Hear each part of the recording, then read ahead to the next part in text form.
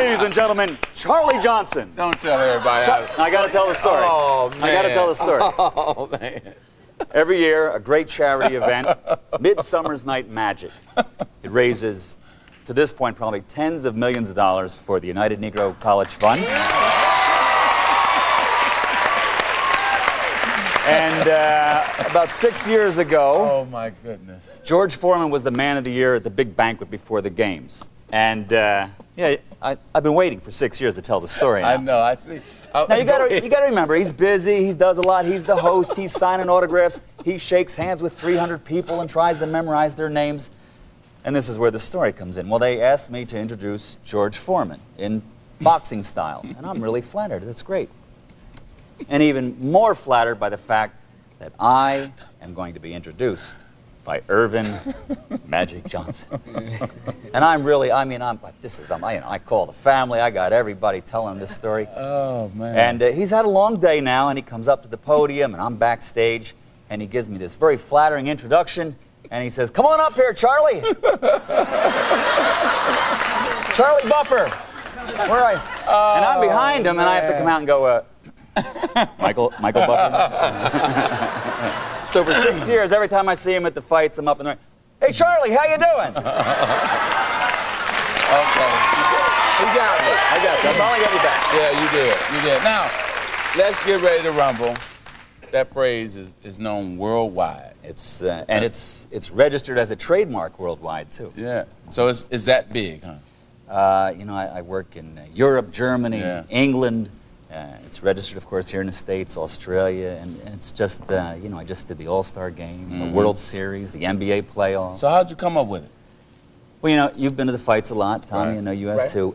And there's all that excitement when the fighters come out to the ring. That's right. They play the music, and whether it's Mike Tyson or Evander Holyfield or Sugar Ray Leonard years ago. And it's nothing like it if you've never been there. And the crowd it's electric. It's exciting. And then, as an announcer, I have to introduce the state commissioners, the chairman, the WBA, the IBF, the WBO, 3 judges, 4 doctors, and you've killed the crowd. You've lost the crowd. So I wanted something that would be a hook, kind of like Gentlemen Start Your Engines for the car races. And years ago, Muhammad Ali used to say, "Ooh, I'm ready to rumble." And I combined that with Sal Marciano used to say, "We're ready to rumble" on ESPN, and I fine-tuned it to Michael Buffer's version of "Let's Get Ready to Rumble." Well, Tommy and I want you to teach us right quick on how you do that. Because I want to know how to do that. Go ahead. We have to stand. Stand up. Now, you got to remember, whether you're at the World Series or the NBA Finals or something, like, you have to kind of set the audience up, and you've introduced the starting lineup. Okay. And then you have to go, "And now, for the thousands in attendance." And now, for the thousands in attendance. And now, for the thousands in attendance.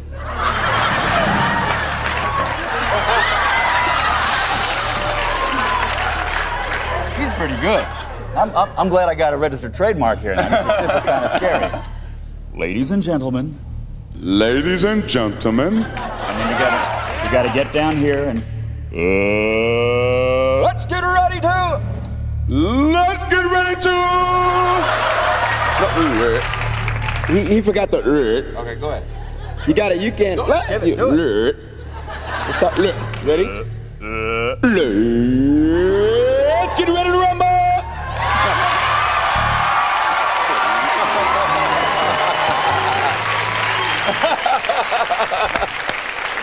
So, how many events do you cover during a year, or do you work? From 100 to 120 appearances a year. And that's all on the road all the time? Germany, England, New York, Atlantic City, Vegas. And this man is a snappy dresser, so how many tuxedos do you own? Yeah, I've got, I probably own about 50 right now. There's 18 or 20 that I kind of use. You know, you got a lot of stuff in your closet you don't use. Man.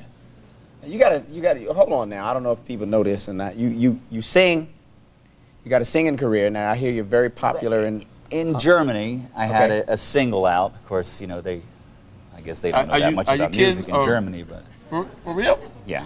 It was out in '96. It was top 20. It was top 20 for 19 straight weeks. And, wow. Yeah, it was a lot of fun. It was called. Guess what? Let's get ready to rumble. Yeah. Is it like a house? Is it like a house version? You